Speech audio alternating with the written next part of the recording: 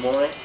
The topic I've chosen to speak about today is something that means a lot to me. It's been a very important part of my life for about 10 years now. And this invention has really changed music over the past 50 years. And if anybody can see past this first table here, you know what I'm talking about. I'm talking about electric guitars. And when I was in the 4th grade, going into the 5th grade, when I was in 5th grade for Christmas, I received my first electric guitar.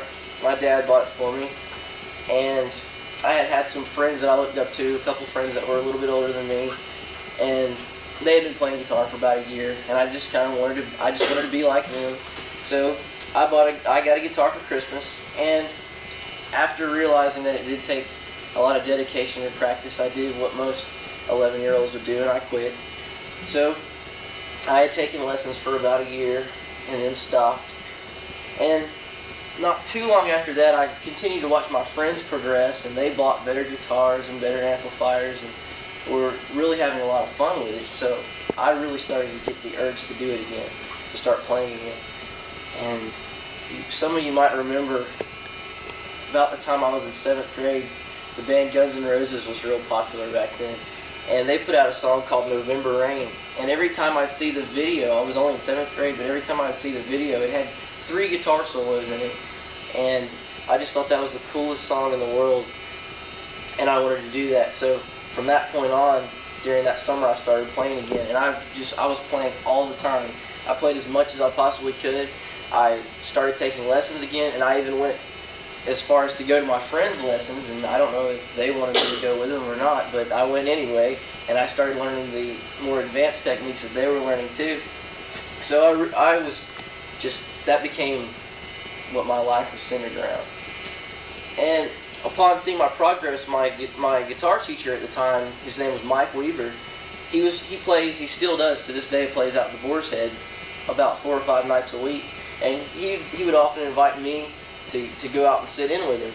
Now this is about the time I was in 8th grade, and that was my first real kind of gig, was out at the Boar's Head playing with Mike. And I'd go out there and play maybe an hour and a half. We'd play songs like Brown Eyed Girl and Margaritaville and all the old beach songs that the people that hang out there like to listen to. And there might have only been 15 or 20 people in the crowd. It was just in the little lounge part there. But I was making $20 to $25 an hour just in tips, because people thought it was cool to see a young kid up there playing guitar and playing the songs they liked. And I also felt like I was the coolest 8th grade nerd in the world for that short amount of time. A little bit after that, I formed my first band, and still to this day, the band, you understand, has gone through a lot of lineup changes, but basically me and the few other people that started are still in the band. And the band's called Solid Rock. We've been playing together for close to 5 years. February will be our 5th year playing. But now I'm starting to play. We play on a regular basis, which we try to play 2 or 3 weekends a month, and sometimes during the week. But I'm also getting where I'll play with. I have a lot of friends that are very talented in all different fields of music, and I'll try to play with them as much as I can. I just want to always be playing music and always use my talents, because I feel blessed to have talents like that, and I don't want to put them to waste. So playing in this band has allowed me, through the guitar, playing in this band has allowed me to travel to places I probably never would have gone to had I never started playing the guitar. We've been all over Florida, all over Alabama, Georgia. We've had numerous trips to Tennessee. I even got to do some recording in Nashville. That was a very cool experience. And some of the farther places that I've been to were Denver, Colorado, and Peoria, Illinois. Well, when I was about 17, my mom was nagging me to get a job. I'm sure a lot of people know what that's like. But I didn't want to go get a job in some restaurant that I hated, or work in some store like that. So I decided to start teaching guitar lessons, because it hadn't been too many years since I took lessons. So I had a good idea in my mind of what techniques worked and what didn't work. So that's worked out very well. I'm making a lot better money than I would have if I was working, say, in a restaurant or in just a part-time job, the average part-time job you think of. And now I have about 15 students, and still looking for more. I'm always looking for more students, and I really enjoy teaching. Now, getting to the guitars that I have here. See, Pete, can you get a shot of these? These are these are probably the two best known types of electric guitars. This is a Gibson Les Paul, and this is a Fender Stratocaster. This is a Gibson Les Paul Classic because it's a reissue of a 1960 Gibson Les Paul, meaning that the materials used to make it, the actual look of the guitar, and the finish are what you might have seen on a 1960 Les Paul.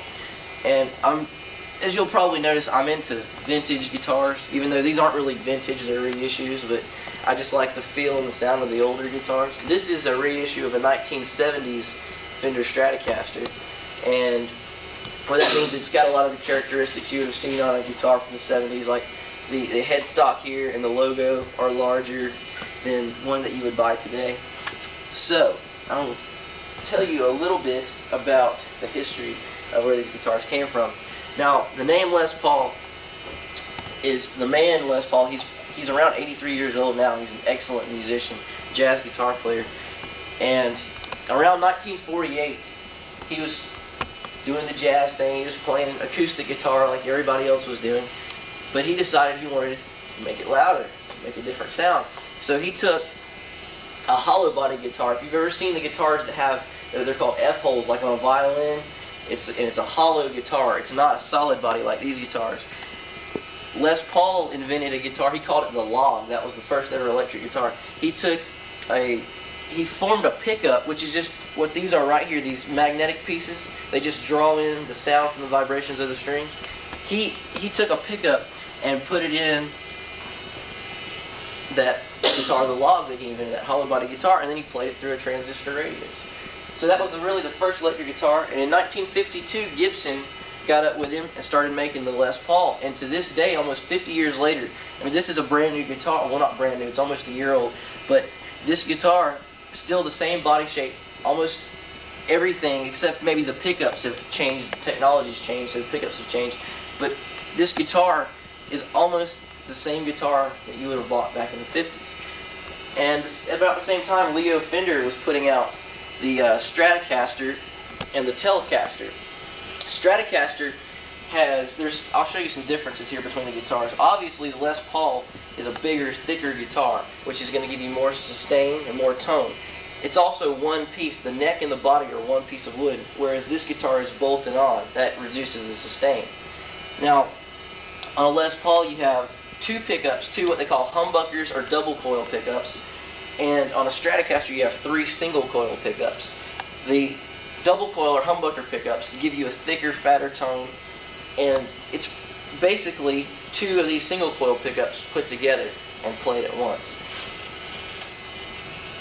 Now, everything on an electric guitar or any guitar is going to change the sound and the tone. This guitar is made out of mahogany. It's got a mahogany neck and a mahogany body. And this guitar has an ash body and a maple neck. So the tone on the Les Paul is a little bit thicker, and it's a louder guitar. The pickups are they're hotter, they're more active. They pick up the sound, they're a lot more sensitive. And this Stratocaster, I'm going to show you on this video right here that the Stratocaster has a more mellow, bluesy tone. And what I'm going to do on this video, I'm going to play first the Les Paul. I'm going to play it on a distorted channel, which, if you're not familiar with the term distortion, it's like a real fuzzy kind of thing you hear on a hard rock song. And then on a clean channel, which is just straight through the amplifier. And I'm running this through a 100-watt Marshall amplifier with four 12-inch Celestion speakers. And first you're going to hear the Les Paul clean, or distorted, then clean. Then you're going to hear Stratocaster distorted then clean, so you can get an idea of the different sounds. But I didn't want to bring in a gigantic amplifier.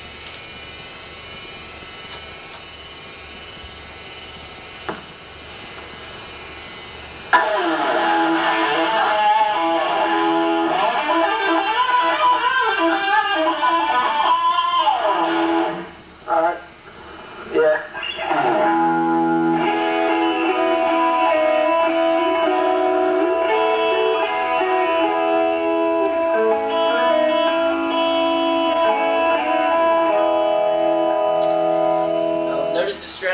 Stratocaster has a much bluesier sound.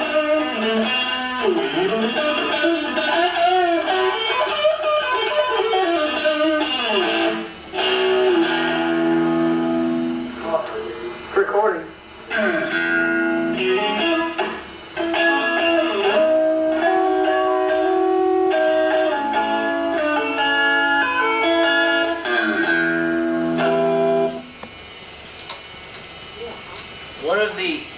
One of the main differences in these guitars, now guitars range in price anywhere from around $100 all the way up to however much you're willing to spend, because they'll build anything.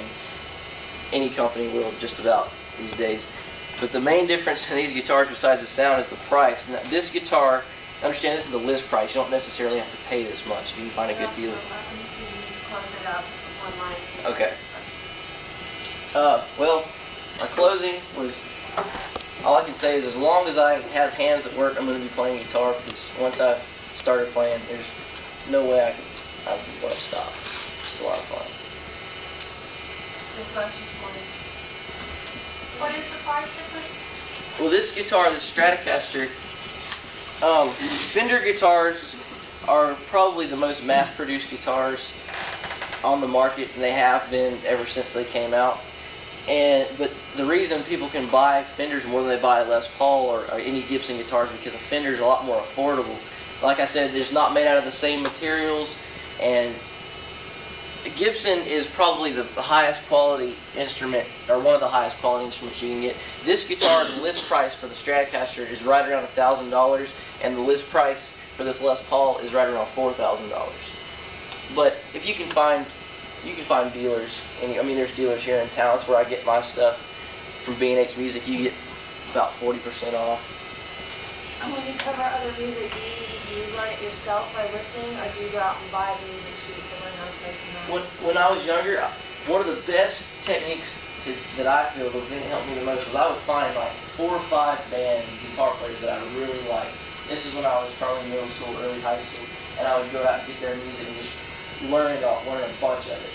Then put that together, develop your own style. And really, I don't do that much covering people's music anymore. I have to, teaching lessons. Kids always want to learn songs, so you learn a lot of people's stuff by teaching them. But I like to take what I know, just put it together and make my own thing.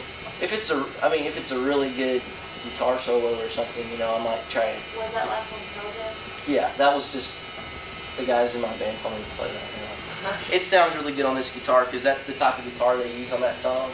It's just got a really mellow sound. Where do you teach lessons at? I teach lessons at my church. I have a room set up in there. And I was for a while I'd go to people's houses sometimes, or I'd go to middle school and teach, and then I'd go to the church and teach. But I finally just said, I got to where I had too many people. I said, look, it's got to be at one place.